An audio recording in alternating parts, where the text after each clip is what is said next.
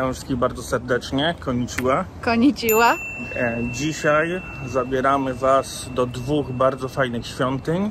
Takich, można by rzec, najważniejszych świątyń w Osace. Jedna będzie buddyjska, druga będzie shintoistyczna.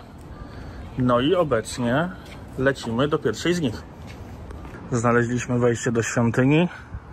Zaraz pokażemy Wam, jak wygląda w środku.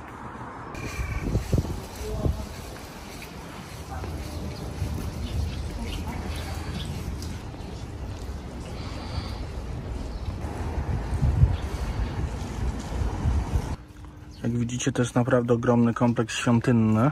Także weszliśmy tędy, teraz pójdziemy sobie zobaczyć tą część, a później pójdziemy zobaczyć tą część. Tutaj znajdziecie bardzo dużo pawilonów. Fajnie, że dzisiaj jest mało ludzi, to można sobie je tak z bliska na spokojnie pooglądać. Przepiękny smok sobie leży zaraz nad drzwiami i pilnuje wejścia do świątyni. A w środku świątynia wygląda tak. Świątynia w środku naprawdę przepiękna, bardzo ładnie zdobiona. Wyczytaliśmy, że kiedyś ten budynek to była, no, nazwijmy to, dzwonnica, ale chyba coś się zmieniło. Dobra, już wszystko wiemy. W tej świątyni, a właściwie w dzwonnicy, wisiał ogromny 8-metrowy dzwon i w 1943 roku został on zdjęty i przetopiony na kulę. Dzisiaj jest jakoś podejrzanie pusto, bo wczoraj nas to bardzo dziwi, bo wczoraj to miasto było po prostu przepełnione ludźmi, a dzisiaj jakoś podejrzanie cicho. Więc może ci wszyscy ludzie gdzieś są. Ważna informacja, nie ma ich tutaj.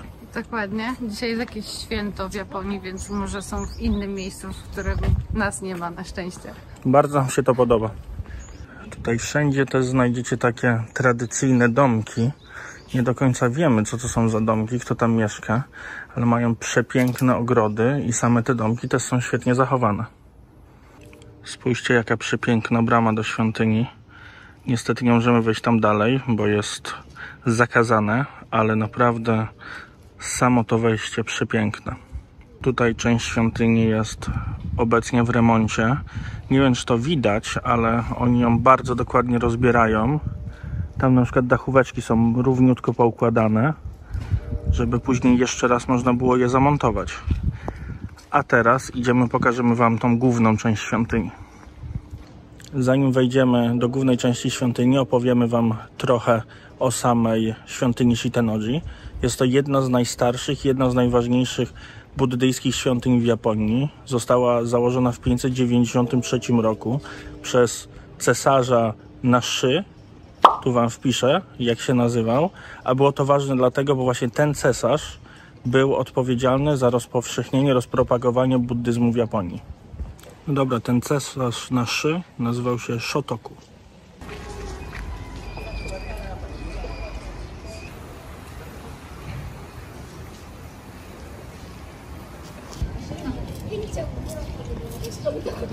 Aha, pojawiło się więcej ludzi. Tutaj jakiś kiermasz. Można sobie pokupować książki. Chyba to jest kiermasz książek, tak mi się wydaje. Zobaczymy, może mają też coś więcej. Kolejna przepiękna brama wjazdowa.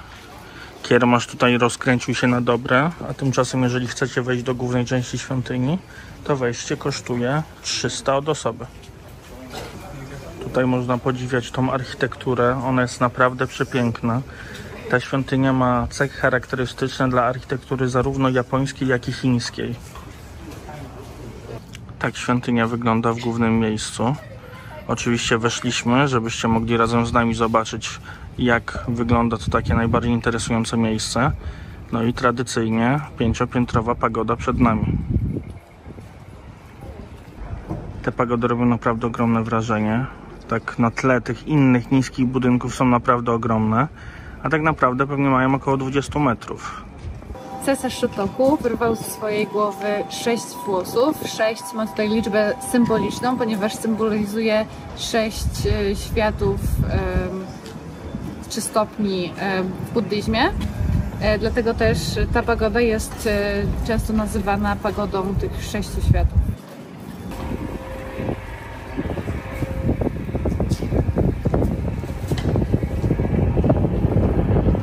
Zaraz za mną znajduje się główna hala, czyli to główne miejsce, gdzie możemy spotkać księcia Shotoku i jest on otoczony przez 4 niebieskich króli, którzy symbolizują 4 strony świata.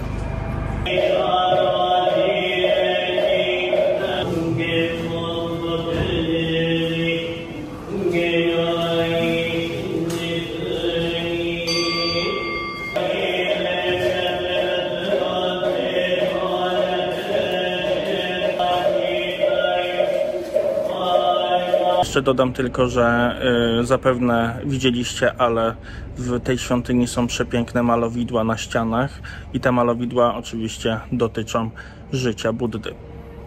Te kompleksy są naprawdę wielkie i przepiękne. Wszystkie oczywiście odbudowane po II wojnie światowej, ale to jest fajne, że jeden kompleks budował się obok drugiego i finalnie tworzą jedną wielką całość. Tak jak wcześniej wspominałem, te budynki zostały zniszczone podczas II wojny światowej i rekonstrukcja trwała przez kilkanaście lat po wojnie. Ostatecznie zostały zrekonstruowane w 1961 roku. A tradycyjnie w bramach ogromne ziomki, i to takie naprawdę straszne, stoją i pilnują wejścia do świątyni. Na terenie kompleksu znajduje się też kolejny budynek, jest to tak zwany lecture hall. Było to miejsce prowadzenia kazań. W środku wygląda również przepięknie. Przepiękne malowidła, przepiękne posągi. Chodźcie, zobaczcie sami.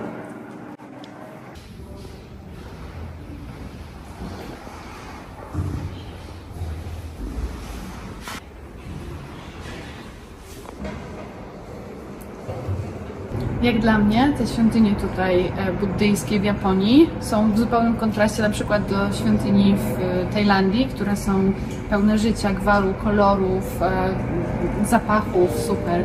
Tutaj jak wejdzie się do takiej świątyni, jest po pierwsze ciemno, te budynki, te odwzorowania Buddy i innych bogów są naprawdę przepiękne, natomiast samo to złoto jest też takie bardziej stonowane, bym powiedziała, takie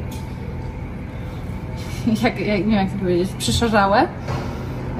I jest taki zapach jak dla mnie staroci, takiego kurzu, starego kadzidła, więc to jest zupełnie inne doświadczenie niż zwiedzanie świątyń buddyjskich w innych krajach. Żegnamy się już z tą świątynią, mamy nadzieję, że Wam się podobała. Nam na pewno bardzo przypadła do gustu, no ale jak widzicie, pogoda się nie dopisuje, więc idziemy do jeszcze jednej świątyni, do której mamy kawałek. Chcemy Wam ją pokazać, zanim do końca spadnie deszcz. Pierwszy raz w Japonii jedziemy tramwajem. Już mamy niemiłe odczucia, bo nam jeden pan odjechał sprzed nosa. No ale cóż, może ten drugi będzie milszy.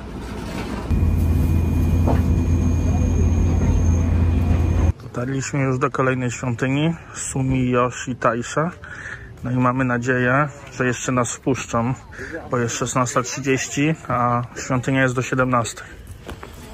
Ale jest to najważniejsza świątynia szintoistyczna w całej Japonii.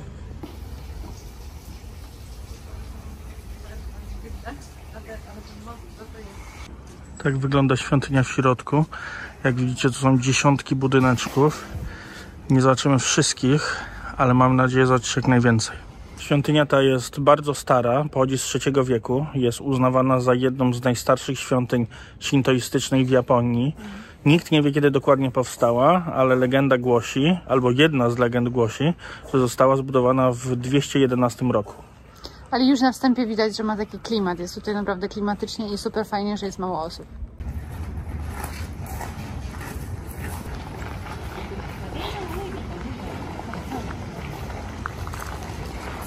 To jest właśnie główny pawilon tej świątyni, tak zwany Honden. I tutaj ludzie przychodzą, żeby modlić się i prosić o błogosławieństwo. Pokażemy Wam teraz, jak prawidłowo się modlić w tej religii. Gabi? Najpierw bierze się pieniążka i daje się ofiarę. Później trzeba 2 razy się pokłonić. 2 razy klasnąć I jeszcze raz się popłynie. W każdej świątyni szintoistycznej znajdziemy wiele wróżb, tak zwanych omikuji. Są one w różnych formach, ale co jest ważne, jeżeli wróżba jest zła, jest ona przywiązywana w świątyni po to, żeby ten zły los odpędzić. Natomiast jeżeli chcemy jakieś życzenie, żeby się spełniło, to wtedy bierzemy taką deseczkę i zapisujemy na niej życzenie. To się nazywa emo i przywiązujemy tutaj w świątyni na szczęście. Te świątynie w środku są bardzo estetyczne. Jest to na pewno duża odmiana po świątyniach katolickich, ale nawet po tych buddyjskich, gdzie jednak te figury się tam znajdują. No i tradycyjnie już króliki. Nie znam etymologii ani żadnej historii za tym, ale wszędzie tutaj można spotkać takie pluszaki. Na koniec wizyty zawsze można sobie kupić jakiś talizman. Dookoła świątyni znajdziecie taki przepiękny parczek. Tutaj też sama świątynia się nie kończy, tylko tak jak w przypadku poprzedniej, jest to kompleks, gdzie są jeszcze inne budynki i naprawdę warto się tędy przejść i trochę pokontemplować. Niestety jedna ze świątyń została już zamknięta, bardzo szkoda, bo ona się odnosi do 5 żywiołów, ma przepiękne lampiony, no więc możemy podziwiać ją tylko z zewnątrz, ale trudno, nie można mieć wszystkiego. Sama świątynia jest również słynna z tego mostu. Jest on dość stromy, z odległości fajnie cyknąć mu fotkę, ale jak się po nim przechodzi, to trzeba uważać. A tu nawet są żółwiki.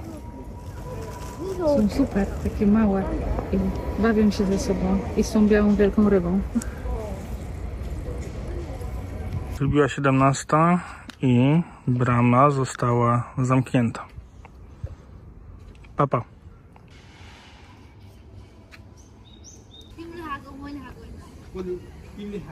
Idziemy sobie na kolejną dzielnię i tutaj po drodze patrzcie, jakich bogów strzegących bramy świątyni spotkaliśmy. A w ogóle brama świątyni jest niczego sobie z paniami tańczącymi. Już idę sprawdzić, jak się nazywa świątynia. Ishinji Temple. Ufundowana w 1185. Jest już zamknięta, ale wygląda nieźle. Patrzcie, tutaj w Japonii co chwilę są jakieś fajne miejscówki. Tu jest jakiś stary ogród różany. Naprawdę wygląda super. Idziemy w kolejne miejsce. Może się domyślacie, jakie, może nie, pewnie nie.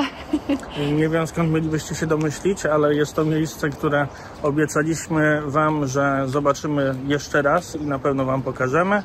To jest właśnie to miejsce. Dokładnie, ktoś już wie. A jak nie wiecie, to patrzcie.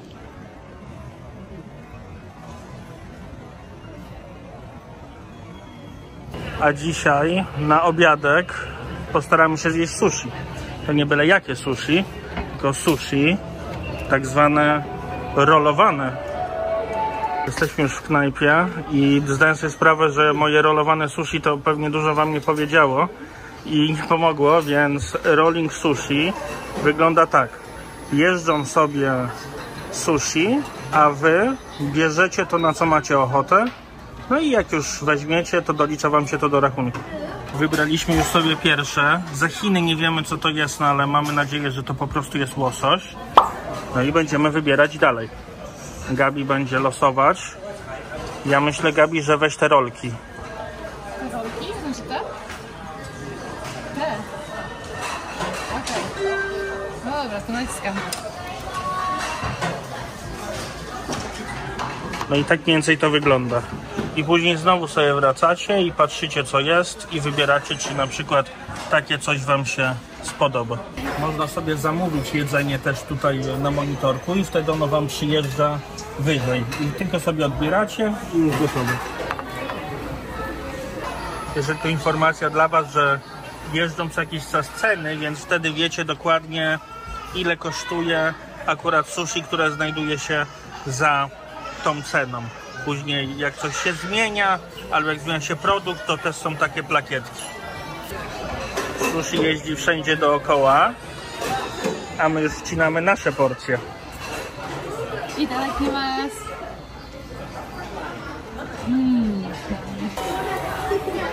Przyjechał nasz zestaw. I ląduje na stole. Krewetka w tempurze bardzo dobra. Tutaj mamy tuńczyka razem z zieloną cebulką. Jest również pyszne. I tutaj mamy też inną wersję tuńczyka z zieloną cebulką. Ja jeszcze nie próbowałam, ale Mikołaj mówi, że to jest dla smakoszy. Trzeba polubić. Trzeba polubić. A tutaj nam ciągle jeżdżą jakieś dobroci. Każdy talerzyk, który został zużyty, bierze udział w grze. Trzeba zebrać 5 takich talerzyków i można wydać jakąś nagrodę. Talerzyk wrzuca się tutaj. Dostajecie informację, ile talerzy już zużyliście, a sama gra nazywa się Bikura Pomysł. Dobra, rozkminiłem, o co chodzi. Wrzucacie talerzyk. Tutaj wam się nalicza i jeżeli wygracie, to stąd spadnie wam kulka tu i dostajecie niespodziankę. Polecam się i pozdrawiam. Wrzucamy talerzyk, będziemy grali. Może tym razem będę szczęśliwy.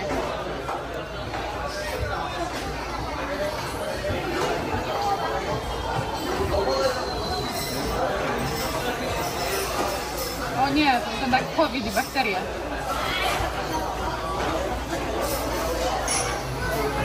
Ojej. Słuchajcie, my nie do końca rozumiemy te wszystkie gry. Szczególnie, że my w nic nie gramy, ale wygląda, jakbyśmy wygrali. Nie, dla mnie to wygląda, jakby COVID nas zjadł. O nie, wygraliśmy. Będzie kulka? Jej! Mamy kulkę. O wow! Zobaczmy, co wygraliśmy. Dobra, ja mam problemy zawsze z otwieraniem takich rzeczy. Zrobimy fast forward.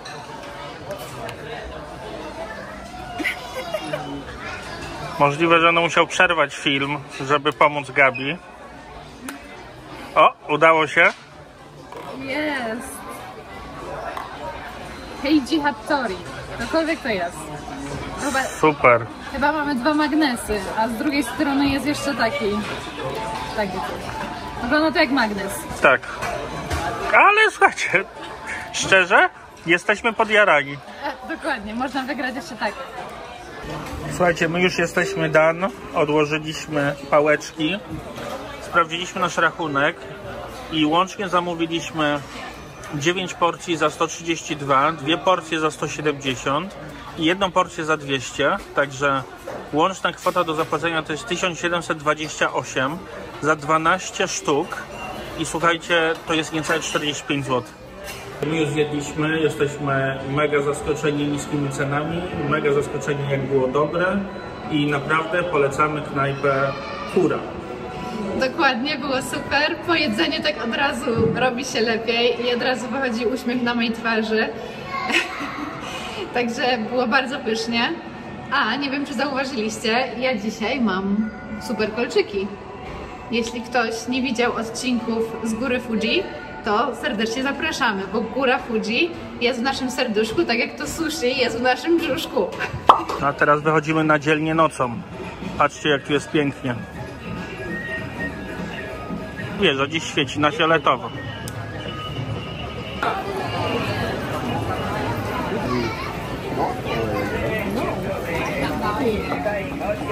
Jest i nasze ulubione skrzyżowanie, czyli przepięknie oświetlone domy z każdej strony.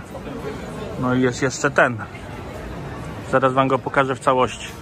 A tak wygląda ten dom w całości. I jest jeszcze wieża.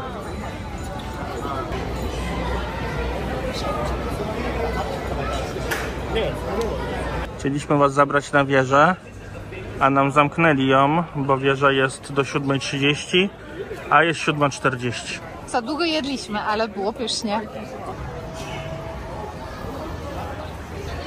My już powoli kończymy dzień. Jesteśmy padnięci po pierwszej świątyni, po drugiej świątyni, później po przejechaniu tutaj naprawdę Wydaje nam się, że dzień był mega produktywny. Dzięki wielkie, że oglądaliście. Fajnie, że zostaliście do końca. Jeżeli jeszcze nie udało Wam się zalajkować naszego kanału, to bardzo o to prosimy. Zostawcie też jakiegoś lajka i komentarz. A tymczasem my się żegnamy. Żegnamy się z Wami, ale i żegnamy się z Osaką, ponieważ jutro już przejeżdżamy w nowe miejsce. A mianowicie zaczniemy serię z Kyoto. Nie przedłużając, trzymajcie się, cześć! Pa, pa!